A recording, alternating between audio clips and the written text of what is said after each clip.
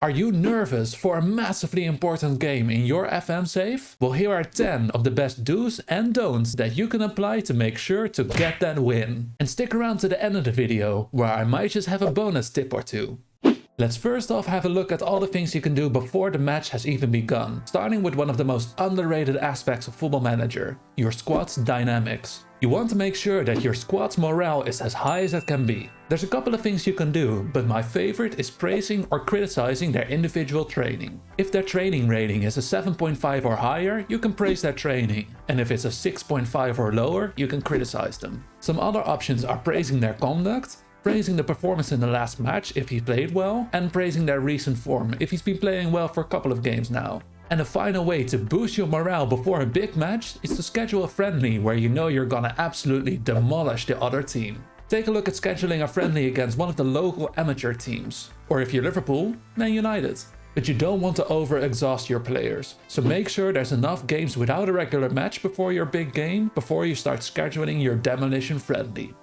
On to the second thing you can do before a big game, and that's playing some mind games. And that means at least temporarily taking charge of something that a lot of us delegate: press conferences. This is a great opportunity to confuse your opponents. Maybe pick a fight with the other manager to put him off his game, or describe a completely different tactical approach to the one you're actually gonna use. Anything is allowed to get that slight advantage when it comes to the biggest games in your season. Which takes us to the next preparational step: analyzing your opponent to find their strengths and their weaknesses. In your data hub, you can have a look at the screens under the next opponent header to get all the information that you might need on your upcoming opponent. Now you can go as in-depth as you want, but my favorite method is to look at the key findings on my next opponent and take note of everything that we have to be wary of and everything that we can exploit. For example, in my Brighton save I have a crucial game coming up against Bayer Leverkusen in the Champions League, and my key findings are telling me that Florian Wirtz has been an exceptionally creative player for them. So how my team is gonna mark him is gonna be crucial to focus on for this game. This does segue into something that you don't want to do before a big game, and that is drastically changing up your existing tactic. It's very easy for the pressure of the match to get to you and make you completely change your formation, roles and tactical approach just because you're scared of losing that one match. But if your tactic has been successful up until this point, you have to remind yourself, if it ain't broke, don't fix it. Making some small adjustments to adapt to your opponent is great, but your player's familiarity with your tactic is a valuable thing, so don't throw it all out the window just because you're nervous. The one exception will be when your crucial match is a relegation decider and your tactic has been failing you. Then you can change it up. Otherwise, stick to your guns.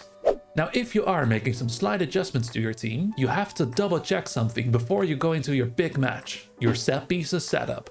Let's say you have a powerful near post corner setup where you're aiming the ball for your tallest center back, but for whatever reason you've switched your center back to the other side of your center back pairing. Your corner setup won't automatically update with these changes, so you might be aiming your corners to the smaller center back. It'd be a shame not to take full advantage of the set piece setups that you've created, so before the game make sure that all the players are where you want them to be.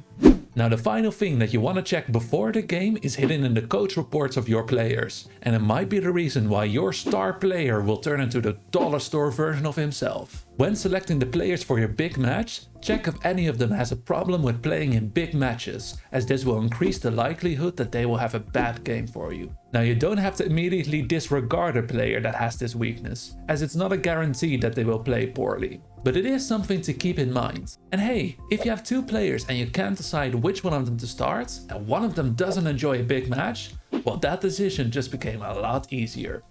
On to the do's and don'ts for when you've started your crucial match. The first thing you can do is right at kickoff, and that is to check for any last minute changes in your opponent's lineup. You probably set up your own team and maybe even the opposition instructions based on what the predicted lineup was for your opponent. Now, 9 times out of 10, this corresponds with what they actually line up with. But there is a possibility that they change it at the last second, which could totally ruin your tactical approach or your opposition instructions. So before the match actually gets underway, press that pause button to make sure that your tactical plans still match up with the opposition lineup. Quick little side note, if these tips have been helpful, you can let me know by tapping that like button. Now on to the next tip.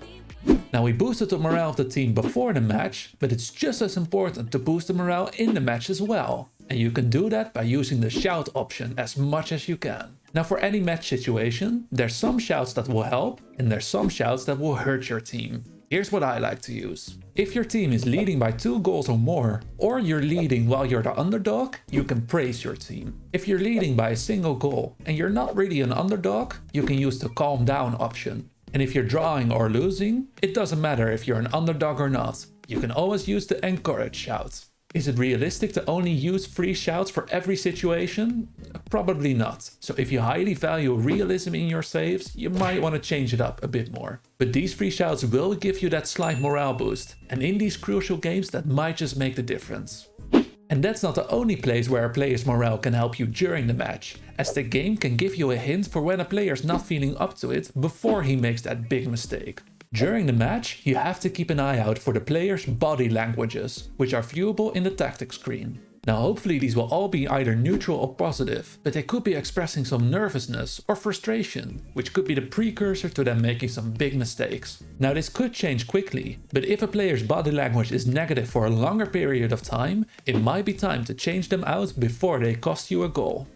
But the most important thing that you have to do while in the match is whatever happens, don't panic.